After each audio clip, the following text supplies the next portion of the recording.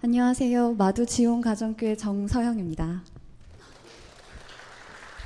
네, 저는 현재 정신과 전문 병원에서 발달장애 아동들을 치료교육하는 일을 하고 있습니다. 오늘은 많은 장애인 중에서 발달장애인에 대해서 잠깐 생각해보는 시간을 갖고 싶은데요. 5분이란 시간 동안 결코 절대 모든 것들을 다 담을 수 없습니다. 하지만 그 시작의 기회가 되었으면 좋겠습니다. 포레스트 검프 많이들 보셨지요? 발달장애인을 주인공으로 한 영화였는데요. 이런 대사가 나옵니다. 아드님은 보통 사람과 달라요. IQ가 75예요. 라는 교장의 말에 우린 모두가 달라요. 교장 선생님. 네, 이런 대사가 나오는데요. 우린 모두가 다릅니다. 그 크고 작은 어떤 강도는 있을지 몰라도 이 대사에서 시작을 했으면 좋겠습니다. 발달장애인이라고 하면은 자폐 스펙트럼 장애와 지적 장애를 포함합니다. 이 중에서 자폐 스펙트럼 장애라고 하면은 그 이름에서도 보실 수 있는 것처럼 스펙트럼, 그 범주 장애를 의미합니다. 행동 특성으로는 사회적 의사소통의 결함, 그리고 제한되고 반복적인 행동, 사회적 상호작용의 결함, 과도한 집착, 그리고 변화에 대한 또한 과도의 저항 등 이런 행동 특성들을 가지고 있습니다. 여러분들이 알고 계시는 발달장애인은 어떤 모습일까요?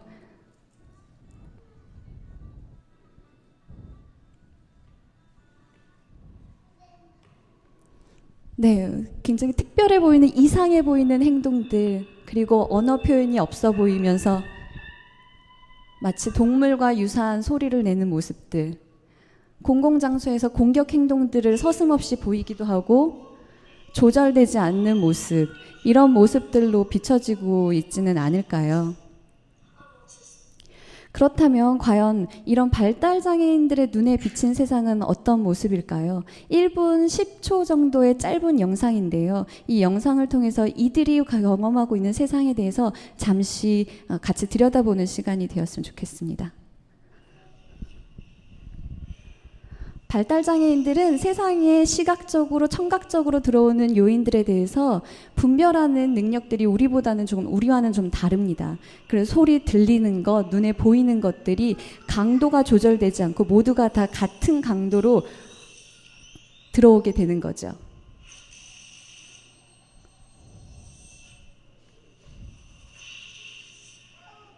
작은 비닐 소리 하나도 그냥 변별되지 않습니다. 동전 떨어지는 것, 이 모든 것들이 마치 천둥 치는 것처럼 이 사람들에게는 크게 들어올 수가 있습니다.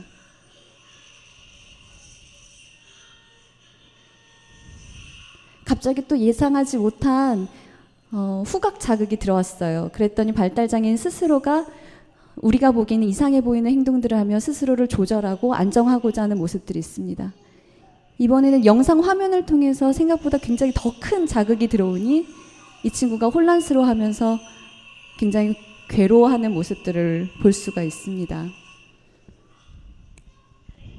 만약 우리가 이런 경험들을 하고 있다면 과연 우리는 또 이 세상을 살아가면서 어떤 모습일까요?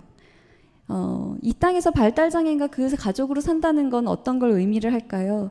뉴스들을 보면은 비극, 치료했지만 너무 힘이 든다. 그래서 같이 우리는 하늘나라로 가기로 극단적인 결심을 했다. 학교에서는 학교 폭력에 무방비로 노출되어 있다. 그래서 이들의 삶은 전쟁 같은 일상, 막막한 미래, 이 한 문장으로 귀결되는 것 같습니다. 사실 우리나라 2015년 기준으로 등록 장애인 수 중에서 발달장애인은 8%에 불과합니다. 하지만 이 8% 중에 1, 2급으로 판정을 받는 장애의 심각도를 통해 살펴보면요, 시각장애인이 그 시각장애인 내에서 중증 비율이 10에서 20%에 불과한 것에 비해 발달장애인의 경우는 지적장애인이 60%가 넘고 자폐장애인이 90%가 넘습니다. 대부분이 1, 2급으로 판정을 받고 있습니다. 1, 2급으로 판정을 받는다는 건 스스로 일상생활 영위가 불가능하다라는 것을 매우 어렵다라는 것을 의미한데요. 이걸 통해서만 봐도 장애 심각도 문제를 확인할 수 있습니다. 그럼 과연 우리는 모두가 다릅니다. 진정한 더불어 함께를 발달장애인과 어떻게 하면 꿈꿀 수 있을까요? 간단하지만 몇 가지로 한번 정리해 보았습니다. 만약 발달장애인을 만나신다면 그들의 모습을 있는 모습 그대로 이해하고 자연스럽게 대해주세요. 성급하게 동정하지도 말아주시고 그저 그들의 모습을 자연스럽게 바라봐 주시는 것만으로도 이들에게는 큰 도움이 될 수 있습니다. 혹시 불편해하는 모습이 보인다면 주변에 자극 요소가 없는지 한번 살펴봐 주세요. 그래서 우리가 줄여줄 수 있는 부분들에 대해서는 같이 그것들을 제거해 주시는 것만으로도 이들에게는 큰 편안함을 줄 수가 있습니다. 대화하실 일이 있다면 의사는 간단하게 전달해 주시면 좋을 것 같습니다. 그리고 이 가족들의 고충을 이해하고 도움을 구할 때 망설이지 마시고 함께 해주시면 감사하겠습니다.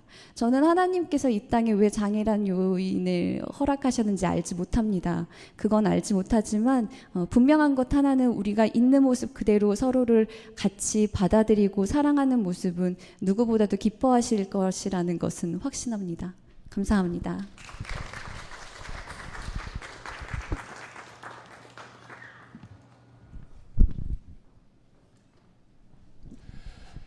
네, 다음은 우리 정주영 가족께서 동성애 혐오에 대한 나눔을 해 주시겠습니다. 나오실 때 박수로 환영해 주시면 감사하겠습니다.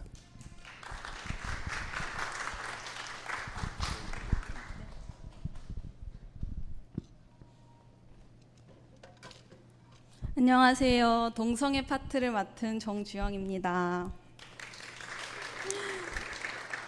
제가 오늘 말하려는 내용은 동성애는 성경적으로 죄인가? 성적 취향 존중 어디까지인가?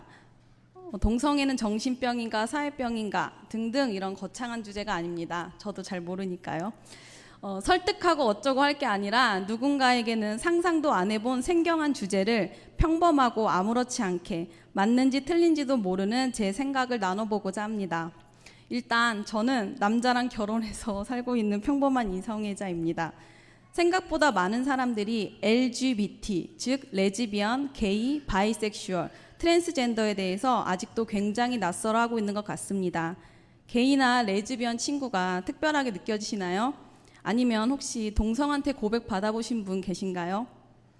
동성애라는 게 내 삶과는 너무나 동떨어져 있어서 전혀 느낌도 없고 생각도 없는 파격적인 영화 소재로나 나올 법한 이야기라고 느껴지실지 모르겠습니다. 근데 저한테는 남 얘기가 아닙니다.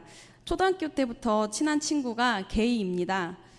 그 친구는 자신이 남자를 좋아하는 것은 사회적 영향이나 사춘기의 반항이 아니라고, 이런 건 태어나면서부터 결정되는 것 같다는 말과 함께 중학생 때 커밍아웃을 했습니다.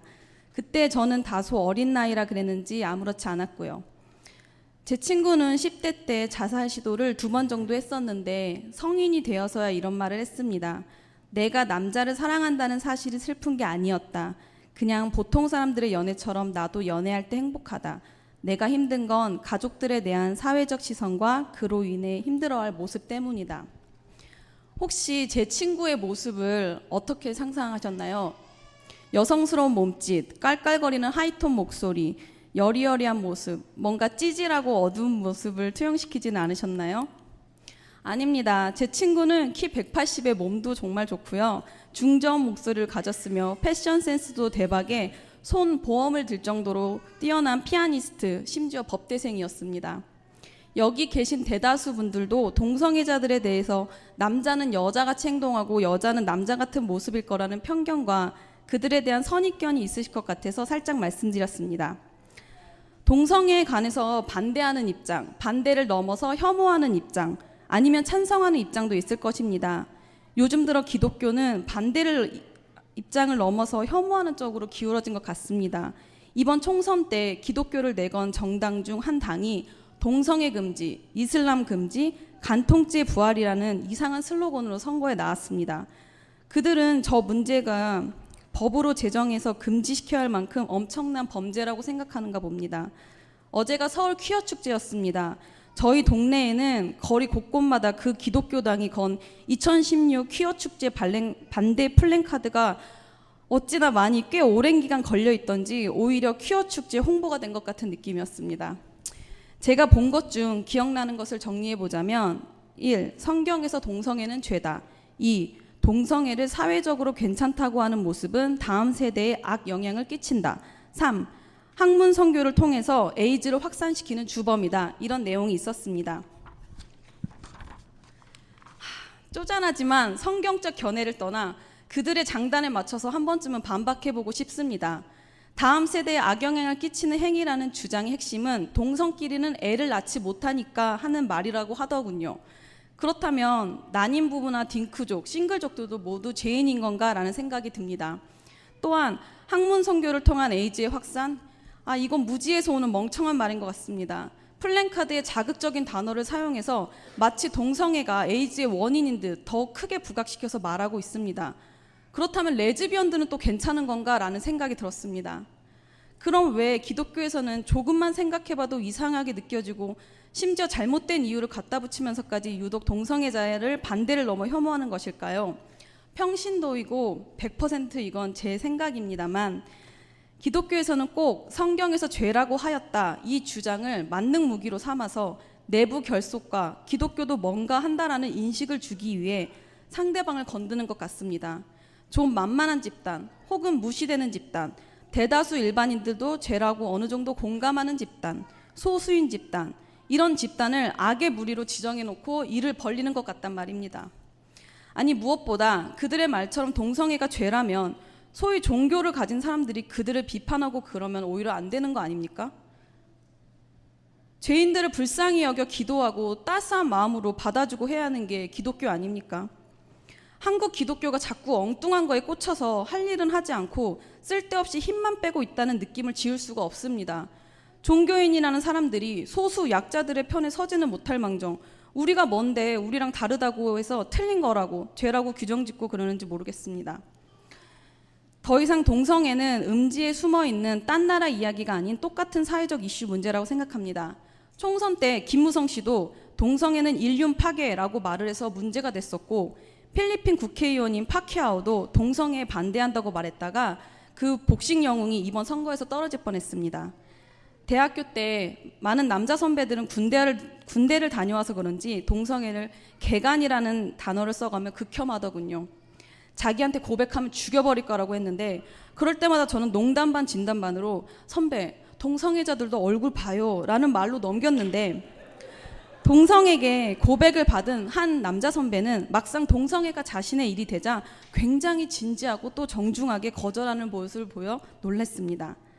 혹은 아무렇지 않게 나는 쿨해 하면서 찬성하는 사람들도 있었습니다. 근데 그건 또 일정 부분 나만 아니면 된다라는 생각을 기반으로 동성애 집단을 불쌍히 보고 동정하는 결국은 내가 우위고 정상이다라는 교만함에서 나오는 회색 분자 태도라는 느낌을 받았습니다. 마무리 지으며 다른 시각 하나 소개시켜 드리겠습니다. 혹시 느끼셨는지 모르겠지만 지금 한국 사회의 동성애 문제는 또 게이들의 문제로 국한되어 있습니다. 남성 우월주의가 동성애 집단에도 있는 거 아십니까? 지금은 꽤 많은 대학교 내에 성소수자 동아리가 있는데 많은 게이들이 레즈비언을 무시한다고 합니다. 또한 레즈비언에 대한 것은 남성들의 시각으로 오히려 미화시켜서 성희롱도 서슴지 않는다고 합니다. 동성애 이슈는 이제 보통의 이성애자들도 한 번쯤 생각해 볼 사회적 문제의 모습을 띠는 것 같습니다. 마치겠습니다.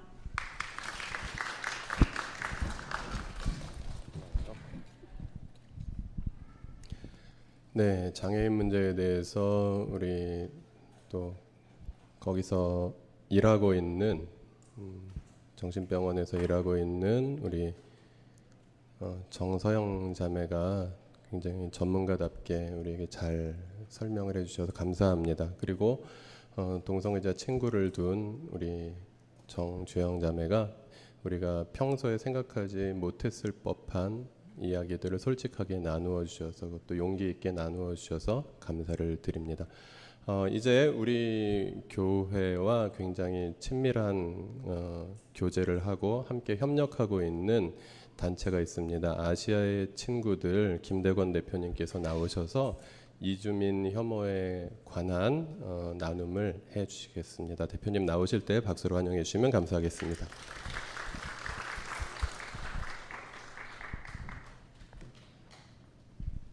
네, 반갑습니다. 아시아의 친구들 김대건이라고 합니다.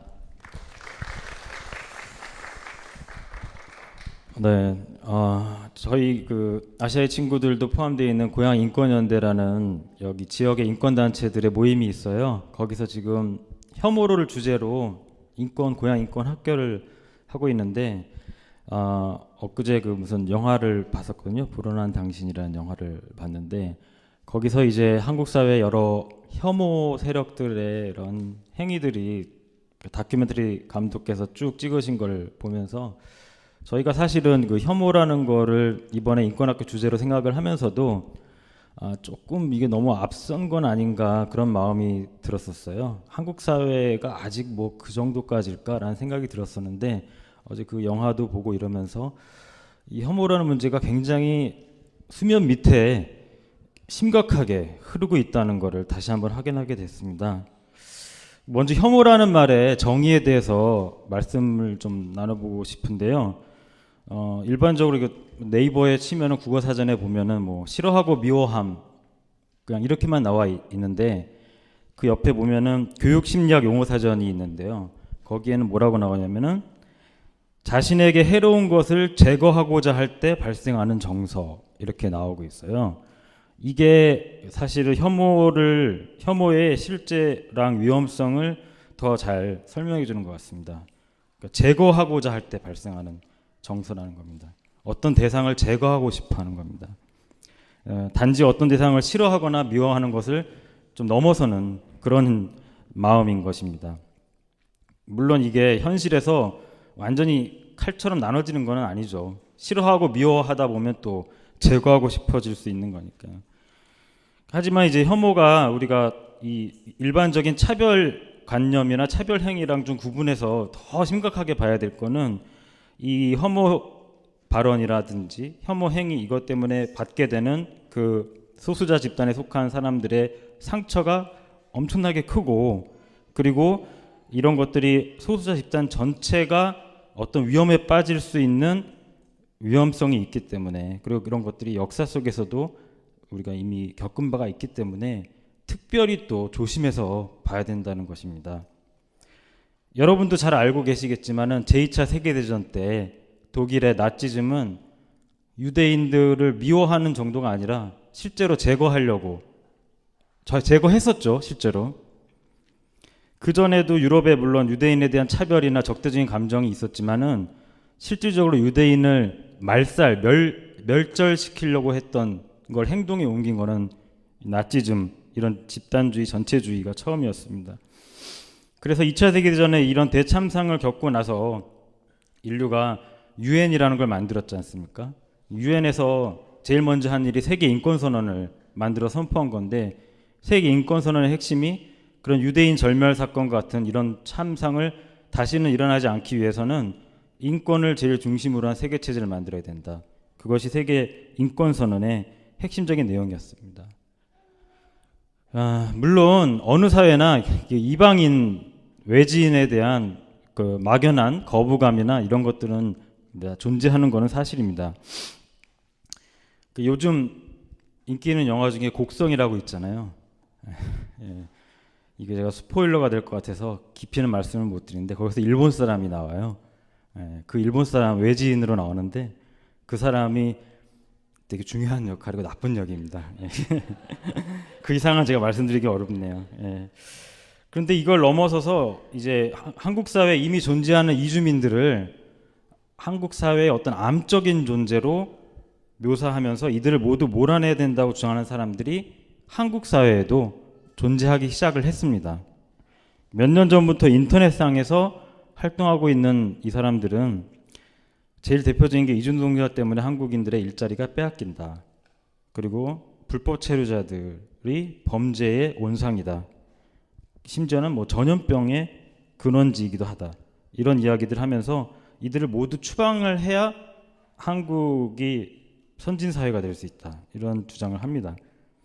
이들의 영향력이 아직 그렇게 크다고 볼 수는 없지만 요즘에 이거 일본에서 들려오는 가끔 뉴스에 보면 제특회라는 단체 혹시 들어보셨어요? 제특회? 그 혐한 시위를 주도하는 단체고요. 제특회의 준말이 뭐냐면은 제1조선인의 특권을 반대하는 모임의 준말이에요. 이런 단체들 이제 혐한 시위, 한국인들 물러나라 조선적 포기해라 이렇게 주장하는 사람들은 또 처음에 한 4, 5년 전까지도 한 이런 인터넷에 댓글만 다는 정도의, 그래서 넷 우익이라고 불렸던 일본 사회에서 약간 또라이 취급받았던 사람들이에요. 그런데 몇 년 사이에 아베 정권 들어서고 굉장히 어떤 자신감을 얻은 다음 몇 년 사이에 거리로 쏟아져 나오기 시작을 해서 사회 세력화되고 있습니다. 그래서 우리나라도 그 위험성을 그냥 가벼이 여겨서는 안 될 거다, 그런 생각을 하고 있습니다. 그러면서 아까 저도 처음에 원고를 부탁했을 때는 그 이슬람 반대 정했던 그 이야기를 하려고 했었는데, 근데 다음 주 주제가 또 이슬람 혐오에 대한 이야기라고 하셔가지고 저는 좀 다른 부분에 대해서 이야기를 하겠습니다. 그 역설적으로 한국 사회에서 아직 이 사람들이 그렇게 활발하게 활동하는 것처럼 보이지 않는 이유는 한국 정부가, 한국 사회가 이주민들이 일단 자신들의 목소리를 내는 데 있어서 조금의 틈도 주고 있지 않기 때문입니다. 이런 혐오 세력들의 특징이 뭐냐면은 정말 뭐 자기들이 보기에 혐오스럽고 뭐 이상하게 보이는 사람들을 다 공격하는 게 아니에요. 이상한 사람들이 여럿 있지만 그 중에서 자기 권리를 조금이라도 목소리를 내려는 사람들이 주로 타겟이 됩니다. 그래서 일본에서는 제일조선인이랑 그다음에 불황민이라고 옛날에 우리나라에 무슨 천민 집단 마을 같은 데가 있어요. 그 사람들이 자신들이 차별받았던 권리를 회복해달라고 하면서 뭐 거리에서 시위도 하고 그러는데, 뭐 이런 사람들, 그러니까 너희들은 그냥 천하게 가만히 살면은 괜찮어. 그런데 내 권리를 주장을 하는 순간 그 사람들이 타겟이 되는데, 아직 한국 사회에서 이주민들이 그렇게 권리 주장을 할 정도로 한국 사회가 틈을 주지 않습니다. 그 대표적인 게 한국의 국가 권력이 워낙 강력하고 통제가 심각해서 그런데요. 저희가 2주일마다 정기적으로 화성 외국인 보고소라는 데를 방문을 하고 있어요. 경기도 화성에 외국인 보고소라는 데가 있는데요. 외국인 보호소라 그러니까 되게 좋은 데 같잖아요. 보호해 주는 것 같잖아요. 뭐 위험으로부터. 근데 그게 아니라 사실은 소위 말하는 불법 체류자들을 잡아서 강제로 출국하기 전에 가둬두는 그냥 교도소와 다를 바 없는 구금 시설입니다. 근데 이런 구금을 하는 거는 군대 사회에서 굉장히 위험한 부분이기 때문에, 인권 침해가 심각하기 때문에 법적으로 강한 규제가 있잖아요. 내국인들은 법원에 영장 없이 구금할 수 있는 시간이 현행 범위를 할지라도 최대 48시간이지 않습니까? 근데 이 외국인들은 현행법상 무기한 구금이 가능합니다. 무기한. 이 사람이 포기하고 돌아갈 때까지. 그래서 저희가 방문하는 동안 만난 분들이 있는데, 저희가 파악한 것만, 저희는 남사라고 하는 데만 남성 보호 외국인들만 만날 수가 있는데, 아직은 여성 보호 외국인들은 만나기 어려운 상황인데, 남성 보호 외국인들의 저희가 만난 사람들 중에서 벌써 10명 정도가 1년 이상 거기서 지금 구금돼 있어요. 심지어는 4년을 거기서 사는 사람도 있어요. 난민 신청 중에 있는 사람인데, 보통 외국 같은 경우에는 난민 신청이나 이런 돌아갈 수 없는 사유가 있으면은 최장 한 6개월, 3개월 그 이상이 되면은 구금을 해제를 해줘요. 왜냐? 이 사람들은 범죄자가 아니거든요.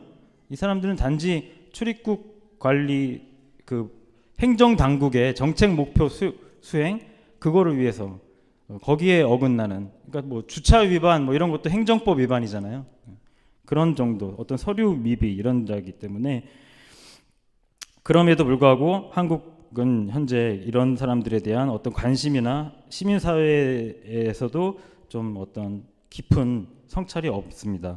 그뿐만 아니라 이주 노동자 노동조합을 만들었지만 이게 법적으로는 이거는 아무 문제가 없어요. 다 이 사람은 법적으로 검토해 보면은 노동조합 설립 허가증을 벌써 내줬어야 되지만 법원이 끌고 끌어서 10년 만에 작년에 대법원이 겨우 합법 판결을 해줬습니다. 그리고 최근에는 뭐 불법 체류자 단속이라고 하면서 출입관리소뿐만 아니라 국정원, 노동부까지 참여하는 대대적인 단속을 하고 있는데, 그 과정에서 거의 인간 사냥을 방불케 하는 인권 침해들이 이루어지고 있습니다. 이러다 보니까 한국 사회 이주민들은 평소에는 그냥 무관심의 대상에 더 가깝습니다. 그러다가 이제 그 뭐 오원춘 사건 이런 거라든지 그런 거 있으면 뭐 중국 사람들은 인육을 먹는 습관이 원래부터 있었고 이런 거 막 올리잖아요.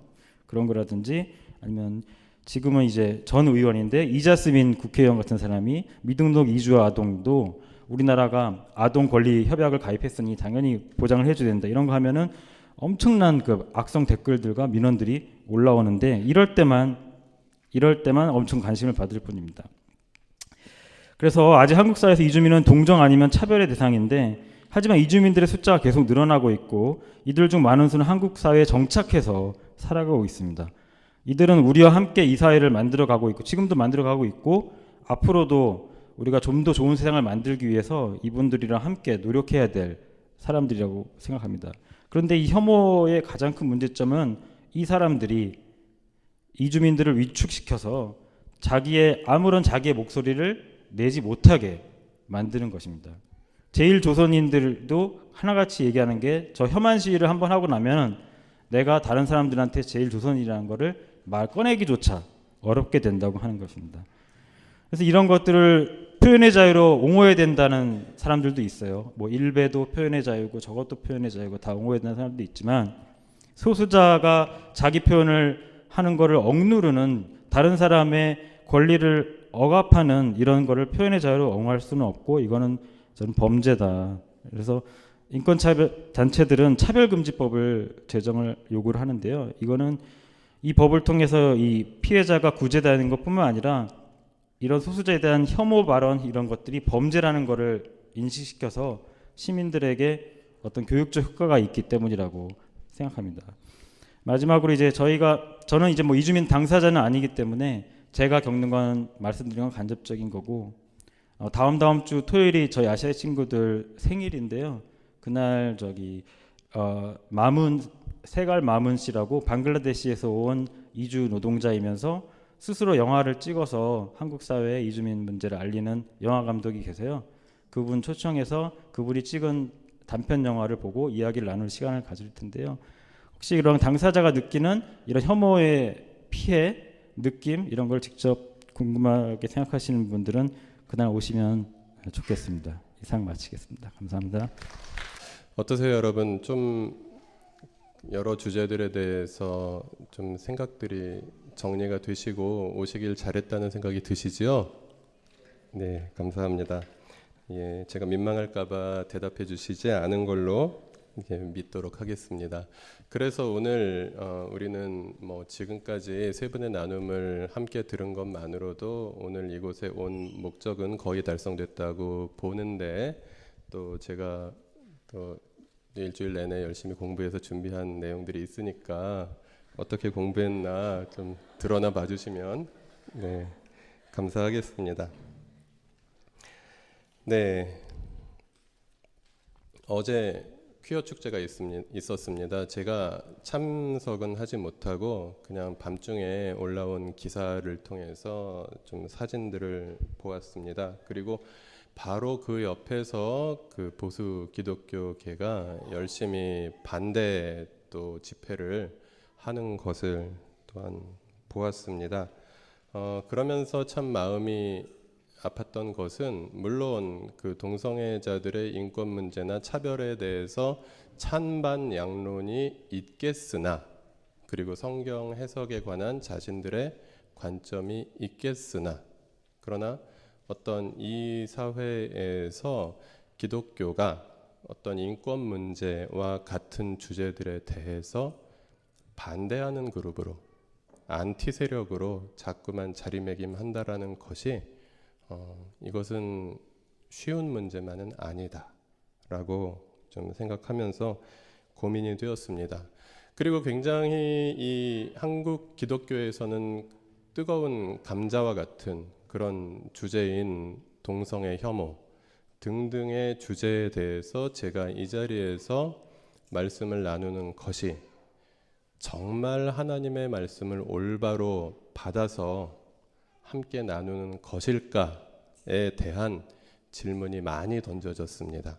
제가 뭐 좀 무명의 목사라서 큰 영향은 없겠지만 어떤 조금 인지도 있는 목사님들이 동성애 관련해서 어떤 주장을 설교를 통해서 했을 때에 보수 측에서든 진보 측에서든 아니면 동성애 인권에 옹호하는 쪽이든 아니면 차별을 또 옹호하는 쪽이든 굉장히 많은 반대가 있을 수 있기 때문입니다. 그리고 또 이 자리는 저의 개인적인 말씀 나눔을 하는 자리가 아니라 나들목 일산교회의 공식적인 말씀 나눔 자리이기 때문에 굉장히 조심스러웠습니다. 그래서 책도 굉장히 많이 읽었고 그리고 많은 시간 묵상하고 여러 가지 자료도 찾아보고 영화도 보고 하면서 고민하는 시간들을 가지고 이 정도면 나들목 일산교회뿐만 아니라 복음주의 교회, 근본주의 교회가 아니라 복음주의 교회의 성경 해석으로 무리가 없겠다 싶어서 조심스럽게 말씀을 나눕니다. 그러나 제가 틀렸을 수도 있고 그리고 여러분 중에 다른 생각을 가지고 계신 분도 있을 수 있습니다. 존중합니다. 그러나 함께 말씀을 경청하면서 말씀 앞에 정직하게 나가볼 수 있는 시간을 잠시 가질 수 있었으면 좋겠습니다. 먼저 제가 동성애에 관한 많은 내용들을 살펴보면서 깨달은 첫 번째 사실은 동성애는 성경의 중심 주제가 아니다라는 사실이었습니다. 여러분, 성경의 중심 주제가 뭔지 아시나요? 성경의 중심 주제는 하나님의 나라입니다. 왜냐하면 창세기 1장부터 요한계시록 마지막까지 하나님의 나라가 시작돼서 하나님의 나라가 회복되는 내용을 담고 있습니다. 그리고 그 이스라엘의 역사를 포함해서 지금까지 창조로부터 그 미래의 재림까지 포함한 구원 역사의 가장 정점에 있는 사건인 예수 그리스도께서 직접적으로 말씀하신 것이 그리고 그 생애 동안에 전파하신 것이 하나님의 나라였기 때문입니다. 그런 의미에서 동성애는 하나님 나라라는 커다란 주제에 비하면 매우 지엽적인 주제다라는 사실입니다. 제가 이 가번 밑에 그 예시해 놓은 본문들이 있습니다. 거의 이 본문들이 성경 전체에서 동성애를 다루고 있는 거의 모든 본문이다라고 보시면 틀림이 없겠습니다. 일단 동성애가 성경에 기록된 빈도가 매우 적습니다. 그리고 또한 구약의 율법의 핵심이라고 할 수 있는 10계명에 동성애가 포함되지 않습니다. 그리고 예수님께서 직접 동성애와 관련해서 말씀하신 것이 복음서에 전혀 기록되어 있지 않습니다. 그렇기 때문에 동성애가 뜨거운 감자라는 것은 우리가 인정할 수 있지만 적어도 성경의 중심 주제는 아니다라는 것. 그래서 교회가 모든 힘을 다해서 매달려야 할 주제가 무엇인가 했을 때 동성애는 우선순위에서 매우 멀리 떨어져 있다라는 것입니다. 그래서 한국 교회가 정말 이것이 중심 주제라면 그것을 위해서 앞장서서 싸우고 나가서 외치고 하는 것이 그렇기 때문에 뭔가 불이익을 당한다고 하더라도 그것은 정당한 것일 것입니다. 그러나 지엽적인 문제 속에서 좀 그런 나쁜 이미지를 가지게 되는 것, 이것은 과연 올바른 행동인가 하는 것에 대해서 먼저 생각을 해볼 필요가 있습니다. 그렇다고 제가 성경이 동성애에 대해서 이야기하는 것이 지엽적인 것이기 때문에 동성애는 우리가 관심 가질 필요가 없다라고 말하지는 않고 있습니다. 동성애 행위는 하나님 나라 밖에 있는 사람들의 다양한 죄들 중에 하나였습니다. 그래서 구약 시대에는 이스라엘 주변에 있는 이웃 나라들의 잘못된 풍습, 하나님 나라 백성들이 아닌 나라들의 잘못된 풍습 중에서 동성애를 예로 들고 있고, 그리고 신약 시대에는 하나님의 다스림을 받지 못하는 사람들의 죄악된 여러 가지 그런 성품 중에서 죄악된 여러 가지 행동 중에서 동성애를 예로 들고 있습니다. 그래서 동성애가 지역적인 문제이기는 하나 성경이 긍정하고 있는 문제는 아니다라는 것, 이것도 역시 우리가 객관적으로 볼 필요가 있을 것 같습니다. 그러면서 우리가 생각해 볼 수 있는 것은 동성애에 대해서 복음서가 침묵하고 있다라는 것. 성경의 핵심적인 부분인 복음서는 예수님의 말씀을 통해서 성소수자에 대한 가르침을 전혀 주고 있지 않습니다. 성소수자에 대해서 혹은 동성애자에 대해서 이야기하는 것에 가장 근접한 본문이 마태복음 19장 11절에서 12절 말씀입니다. 이 말씀에는 고자라는 단어가 4번이 나옵니다. 이 고자라는 단어는 유누크라는 단어이고요. 이것은 우리가 알고 있는 예를 들어서 조선시대 왕조시대의 내시 같은 남성성이 거세된 남자를 의미하는 바였습니다. 예수님께서 이 얘기를 하셨을 때에는 독신에 대한 이야기, 결혼과 독신에 대한 이야기를 하시면서 결혼하지 않는 것에 긍정적인 부분도 있으나 결혼하지 않고 평생을 사는 것 또한 쉬운 일이 결코 아니다라고 하시면서 가르쳐 주신 말씀입니다. 시간이 되시면 천천히 그 전후 문맥에 따라서 살펴보시면 되겠습니다. 이 정도가 예수님께서 성소수자에 관해서 이야기하신 유일한 본문이다라는 것입니다. 그리고 두 번째로 성경을 통해서 우리가 동성애에 대해서 살펴볼 때 남성 동성애로 흔히 이야기될 수 있는 이 남색이라는 단어가 있습니다. 이 남색이라는 단어는 오늘날의 동성애와는 다르다라는 것입니다. 그래서 성경이 남색을 죄악시한다고 해서 오늘날 동성애자들이 모두 남색하는 자들이다라고 보기에는 어려움이 있다라는 것입니다. 고대 근동의 문화 속에는 포로 강간이라는 문화가 있었습니다. 두 나라가 싸우는데 이긴 나라의 군사들이 진 나라의 군사들을 강간하는 그런 문화가 있었습니다. 그것은 무엇을 의미하냐면 진 나라의 군사들이 남자답지 못한 사람들로 경멸하고 비하하는 의미가 담겨져 있는 그런 남성 중심 사회에서 이루어진 집단 성폭력이었습니다.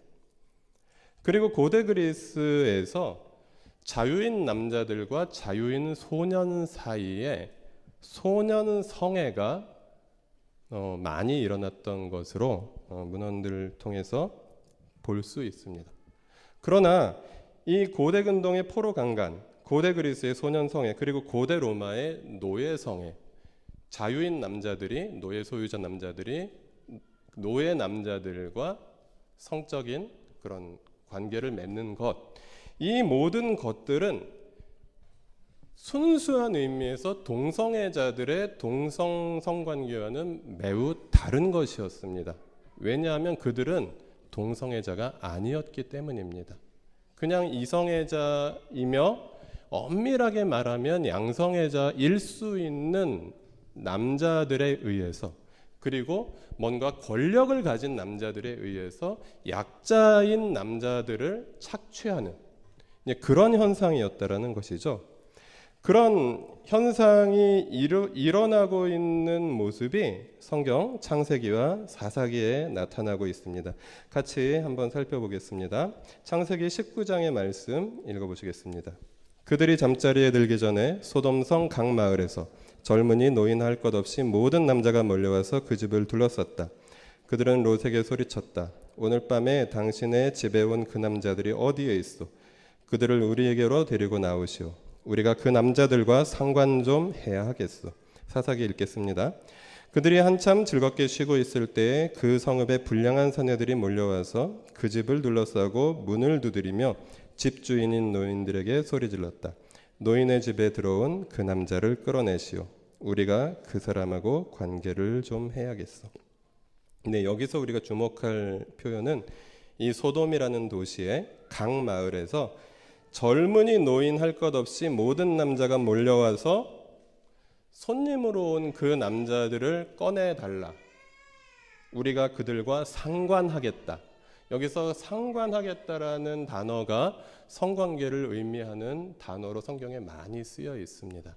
그런데 재미있다고 표현하기보다는 특이한 사실은 젊은이 노인 할 것 없이 모든 남자가 몰려왔다라는 사실입니다. 여러분, 만약에 젊은이 노인 할 것 없이 모든 남자가 동성애자라면 그 사회는 유지될 수 있겠습니까?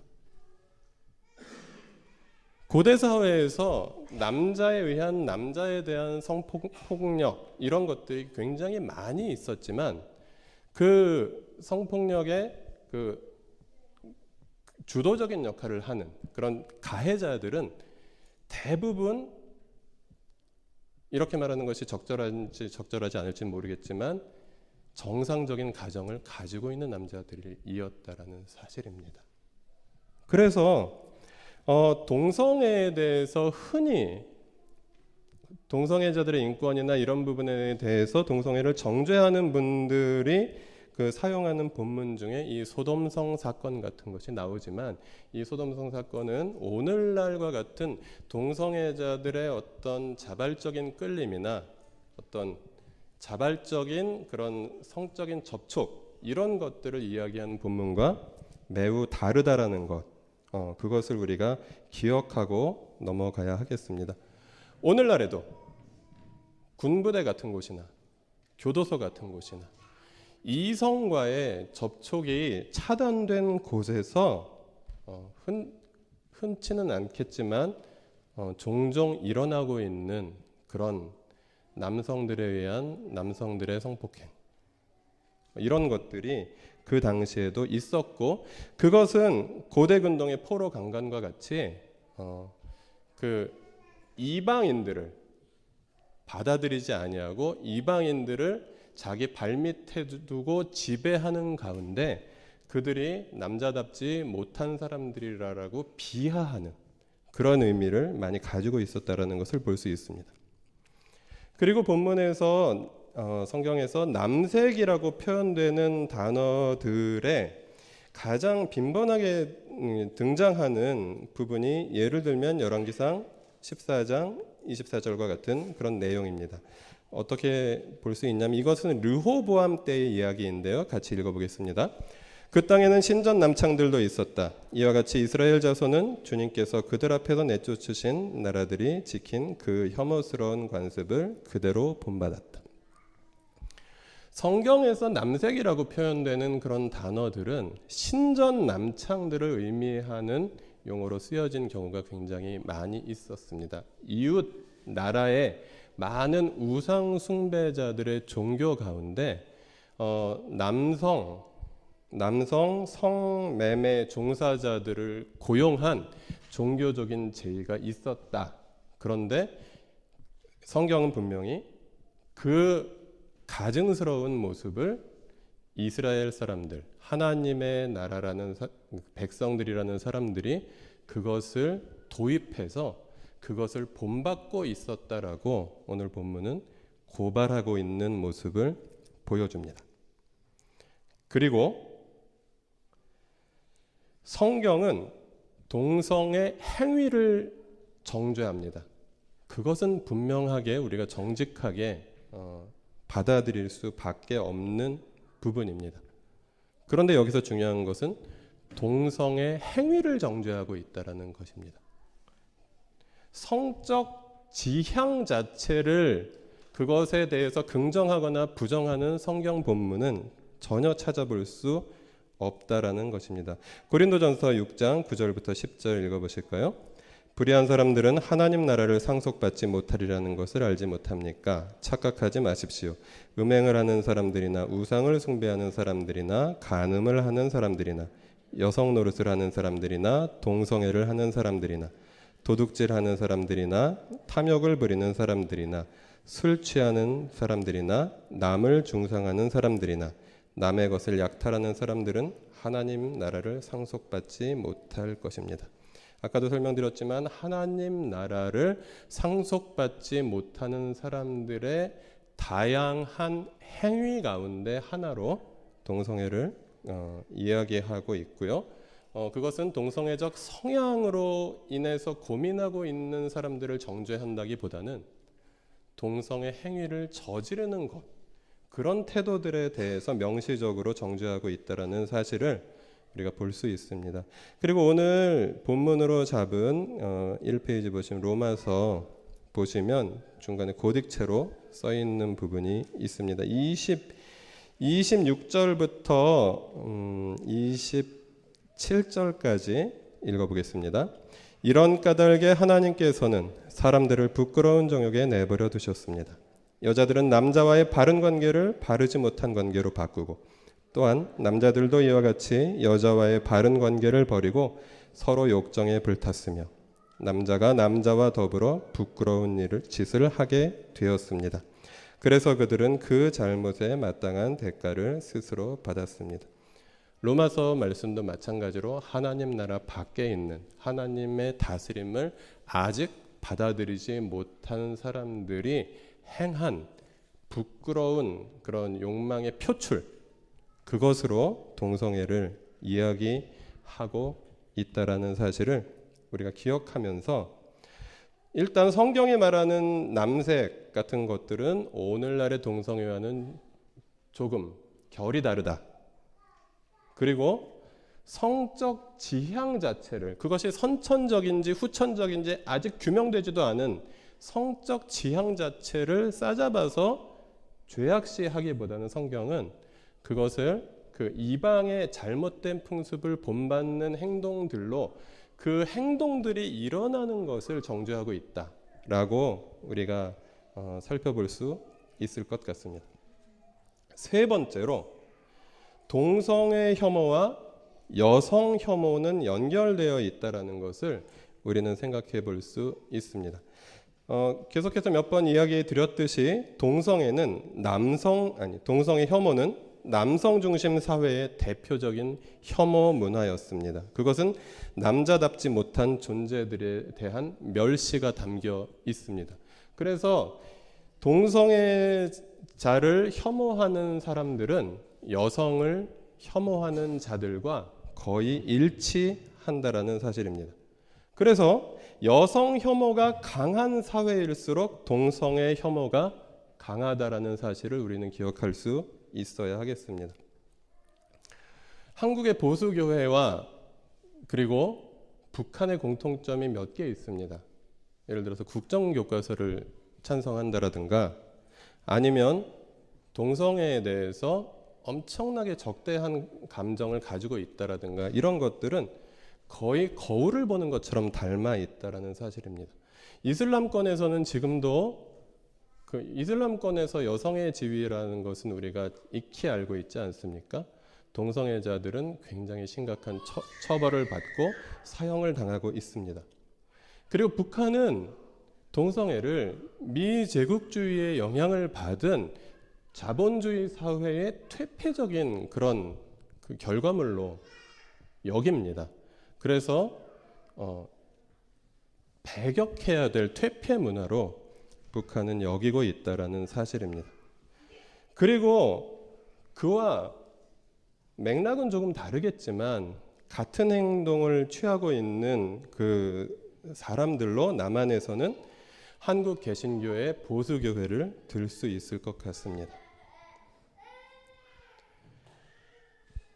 이것도 재미있다고 표현하기에는 조금 고통스러운 일이지만 재미있는 것은 작년 동성애 혐오 집회에 가장 앞장섰던 분이 한국 교회에서 여성 혐오적인 표현을 가장 앞장서서 했던 소위 빤스 목사라는, 그 얘기를 모르시는 분은 아실 필요가 전혀 없습니다. 그리고 아시는 분은 아 그렇구나 라고 생각하셔도 좋을 것 같습니다. 굉장히 아이러니한 일입니다. 한국 교회는 동성애를 혐오할 뿐만 아니라 여성을 혐오하는 그런 부끄러운 전통을 가지고 있다는 것입니다. 여기서 혐오라는 말이 굉장히 거슬리는 분들도 있으실 것입니다. 그래서 혐오라는 번역이 너무 거슬린다면 여성 차별 혹은 여성 멸시 정도로 바꾸시면 조금 이해하시기가 쉬우실 것입니다.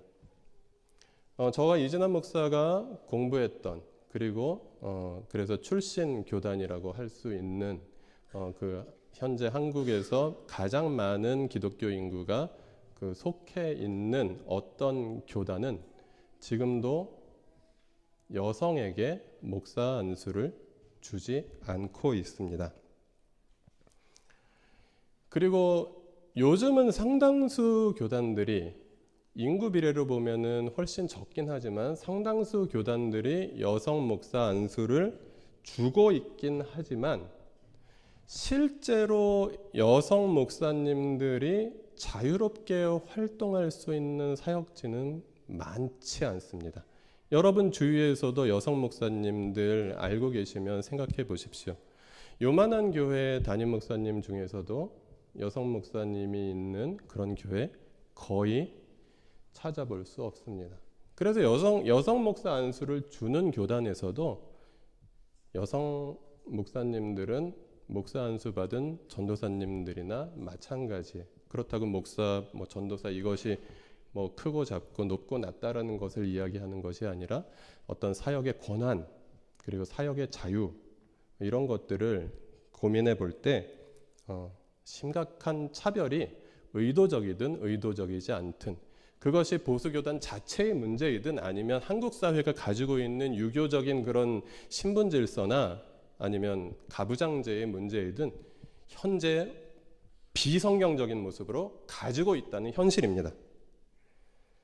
그래서 한국의 대부분의 교회에서 적어도 그렇지 않은 교회보다 훨씬 많은 교회에서 여성들은 허드렛 일을 담당합니다. 남성들은 정책을 결정합니다. 그러나 한국 교회의 인구에서 훨씬 많은 비율을 차지하는 분들이 적어도 60-70%를 차지하고 있는 인구가 여성입니다. 그러나 정책을 결정하는 데 있어서 여성들은 거의 참여하지 못하고 밥을 하거나 아니면 설거지를 하거나 아니면 남자 목사님들의 모임이 있을 때 한복을 입고 안내를 하거나 그런 도와주는 역할만 할 수밖에 없는 그런 상황에 있다라는 것입니다. 그러나 성경은 말합니다. 유대인이나 헬라인이나 종이나 자유인이나 남자나 여자나 예수 그리스도 안에서 하나다라고 말입니다. 그래서 한국의 역사가 그렇다고 하더라도 한국의 문화가 그렇다고 하더라도 우리는 그런 비성경적인 그런 잘못된 모습들과 싸워야 하는 것이지 그것을 현실로 받아들이고 그것을 그냥 그 자리에 앉아서 그냥 받아서 누리는 그런 남자들 그리고 또 교회의 현실이 그러니까 어쩔 수 없이 따라야 되는 거 아니냐라고 포기하고 체념하는 여자들로서 우리가 살아서는 안 되고 정말 그리스도인들이라면 먼저 저 멀리 우리 삶과 자주 부딪히지 않는 동성애 문제 이전에 여성의 문제를 여성 차별이나 여성 멸시의 문제를 교회 안에서 먼저 해결해야 될 책임이 있다라는 것입니다. 나들목 일산교회의 모습을 잠깐 보도록 하겠습니다. 나들목 일산교회는 여성 존중의 교회가 되기를 원합니다. 목회자와 목자의 교회 지도자 그룹의 50% 이상이 여성이기를 우리는 원하고 현재까지 그것이 지켜지고 있습니다. 그리고 우리 교회 대표 목사님이 여성 목사님인 건 아시지요? 네. 그것은 저와의 권력 투쟁의 산물일지도 모르고 그렇게 아니면 저의 양보에 의해서 그렇게 된 것인지도 모르긴 하겠지만 그러나 이것은 굉장히 중요한 우리 교회의 상징성을 가지고 있는 그런 우리 교회의 신앙의 선언입니다. 그리고 우리 교회는 여전도회가 없습니다. 그래서 불편한 것이 많이 있습니다. 여전도회가 있으면 여전도회 임원분들이 모든 부엌일이나 이런 것들을 다 감당해 주십니다. 그러나 이것은 옳지 않습니다. 여전도회는 전도를 해야지 부엌 일을 하라고 조직한 조직이 아니기 때문입니다. 그래서 우리는 아직 많이 부족하지만 교회 여성들이 훨씬 더 존중받아야 하고, 그리고 적어도 그 인구 비례, 그리고 교회에서 함께하는 수고에 걸맞는 그런 역할들을 감당할 수 있는 교회가 되어야 한다고 우리는 믿습니다. 그래서 요즘도 우리 애찬 준비팀이라고 해서 어느 목자님께서 책임지고 감당해 주고 계시긴 하지만, 이 애찬 준비팀의 역할도 어느 정도 시간이 지나면 남성들이 할 수 있어야 하지 않을까 생각합니다.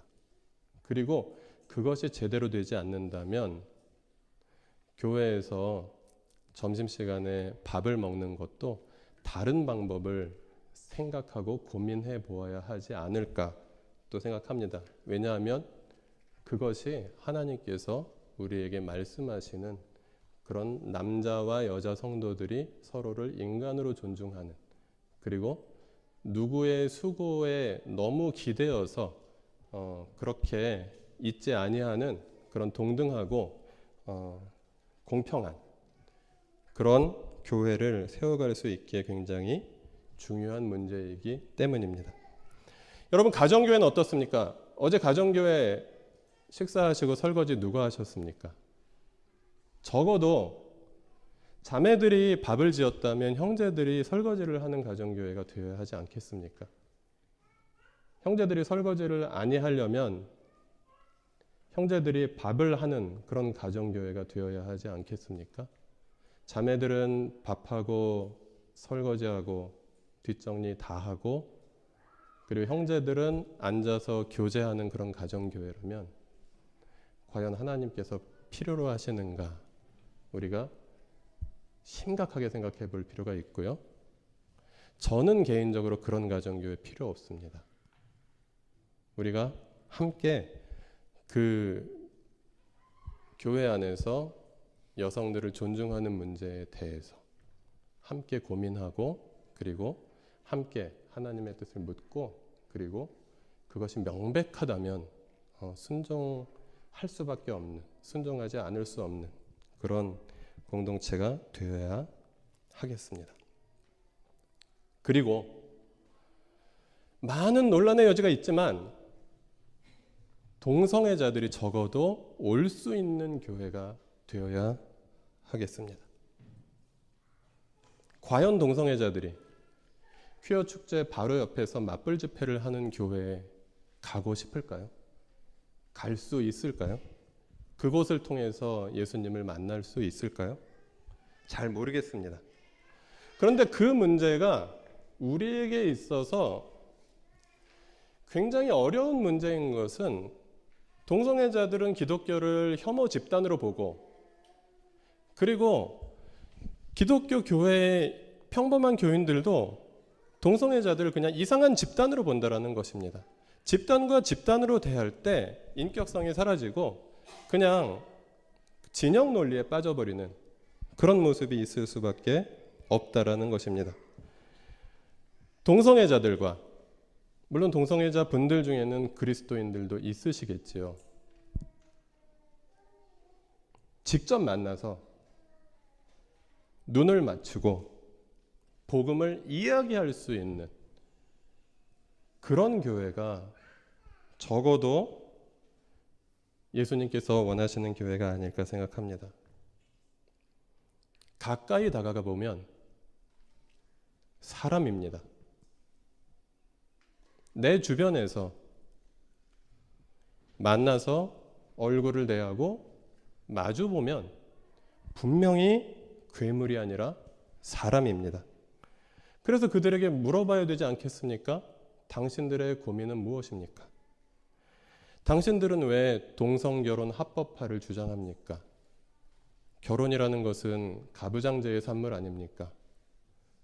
그래서 그들이 결혼을 할 수 없기 때문에 불이익을 당하는 사회적인 많은 문제들, 그런 문제들에 귀를 기울이고 적어도 동성결혼 합법화에 찬성하지 못한다 해도 거기에 준하는 어떤 도움을 줄 수 있는, 그래서 우리의 신앙이나 어떤 기독교 교리에 뭔가 침해를 받지 않으면서도 함께 공존할 수 있는 방법들을 찾아보는 것, 이것이 참된 기독교 공동체라면, 적어도 복음주의 교회라면 함께 고민해 봐야 될 모습이라는 것이죠. 그래서 우리는 혐오의 표적이 되는 이들의 친구가 되는 교회를 꿈꿉니다. 여성들의, 이주민들의, 성소수자들의, 장애인들의, 그리고 이슬람 교도들의, 그리고 종북 세력이라는 딱지가 붙은 사람들에게 찾아가서 손을 잡아주고 그들이 무슨 고민을 하고 무슨 이야기를 하고 싶어 하는지 들어주고, 그리고 그들을 위해서 기도해주고, 그리고 그들을 주님께로 이끌어줄 수 있는 그런 교회, 그런 교회가 되어야 한다고 오늘 주님은 우리에게 말씀하십니다. 여러분, 퀴어 축제 맞불 집회를 열심히 하면 동성애가 사라질 것 같습니까? 동성애는 과거에도 있었고 지금도 있고 그리고 앞으로도 있습니다. 왜냐하면 이 깨어지는 세상 속에서 우리가 옳다고 믿는 것들만 존재할 수 없기 때문입니다. 이 세상에 많은 고통과 이 세상에 많은 불완전한 모습들이 있는 것처럼 동성애 문제도 쉽게 해결될 수 있는 문제가 결코 아니라는 것입니다. 그러면 앞으로 우리 교회에 동성애자분들이 찾아오실 때 물론 자신의 모습을 철저하게 감추고 조용히 왔다 조용히 사라지는 그런 분들도 있겠지만, 적어도 우리가 공동체를 한다는 교회인데 우리 공동체 속에서 우리 가정교회에 어떤 분들이 들어와서 자기의 고통이나 삶을 나눌 때에 그들을 어떻게 받아들일 것인가, 그래서 교회는 동성애자를 어떻게 목양할 것인가, 우리 교회는 동성애자가 과연 올 수 있는 교회인가, 그리고 그리스도인인 나는 동성애자의 이웃이나 친구가 될 수 있는가를 깊이 고민하면서 기도하면서 하나님의 뜻을 계속해서 물으며, 그리고 내가 다 안다고 생각하지 아니하고 나도 틀릴 수 있다라는 생각을 가지고 겸손하게 그들을 교회로 초대할 수 있는, 교회로 와야 복음을 받아들일 수 있고 복음을 받아들여야 그것이 죄든 무엇이든 삶이 변화될 수 있기 때문입니다. 마치 여기 앉아있는 우리 모두가 죄인이었지만 공동체를 통해서 예수님을 만났고 그 예수님을 통해서 조금씩 변화되고 있는 것처럼 말입니다. 그런 의미에서 동성애가 죄냐 아니냐를 따지기 전에 동성애자 그리고 비동성애자 모두가 하나님 앞에서 죄인이다라는 사실을 기억해야 하겠습니다. 그런데 동성애자, 비동성애자가 모두 하나님 앞에서 죄인이지만 그렇기 때문에 우리 모두가 예수님을 만나야 하는, 복음을 들어야 하는, 하나님이 사랑하시는 사람들이라는 사실, 그것을 기억할 수 있어야 하겠습니다. 동성애자분들이 요즘에 사용하는 표어 중에 이런 표어가 있습니다. 사랑은 혐오보다 강하다. 교회가 써야 되는 말인데 교회는 혐오를 본의 아니든 본의이든 나타내고 있고 동성애자들이 오히려 하나님의 사랑을 정확하게 사용하고 있는, 표현하고 있는 모습을 우리가 보면서 부끄러워할 수 있어야 하겠습니다. 그래서 모든 혐오를 뛰어넘는 하나님의 사랑을, 그리고 모든 불완전한 사람들을 온전하게 하시는, 여기 있는 비동성애자들인 우리를 포함해서 그 하나님의 사랑을 함께 경험하고 함께 누릴 수 있는 공동체를 만들어가면서 우리 개인적으로도 옆에 누군가 살아가고 있을지 모르는 그런 동성애자, 그리고 또 장애인, 그리고 이주민, 이 세상에서 지금 소외받고 있는 이들, 또 차별받고 있는 이들, 그들에게 향하신 하나님의 마음을 경험하면서 함께 그들과 다가가고 함께 또 그들과 관계를 맺어가는데 하나님의 사랑을 더욱 진실하게 경험할 수 있는 우리가 되었으면 좋겠습니다. 괴물과 싸우다 보면 괴물이 되어간다라는 말이 있습니다. 과거의 동성애자들은 마녀 사냥의 대상이었습니다. 히틀러가 한 번에 5만 명이나 되는 동성애자를 죽여도 아무 문제가 없었을 정도로 그렇게 사람도 아닌 대접을 받던 사람들이었습니다. 그래서 잘 모를 때에는 그들은 괴물로 여겨졌습니다. 그러나 지금 그들은 이야기합니다. 우리에게 사람 대접을 해주세요. 괴물과 싸우다 괴물이 되어가서 그들은 사람을 이야기하는데 우리는 괴물의 모습을 보여주고 있다면 얼마나 부끄러운 일이겠습니까? 사람을 사람으로 대하는 사람다운 교회. 그래서 하나님께서 기뻐하시는 그런 하나님의 백성들 되시기를 주님의 이름으로 부탁드립니다.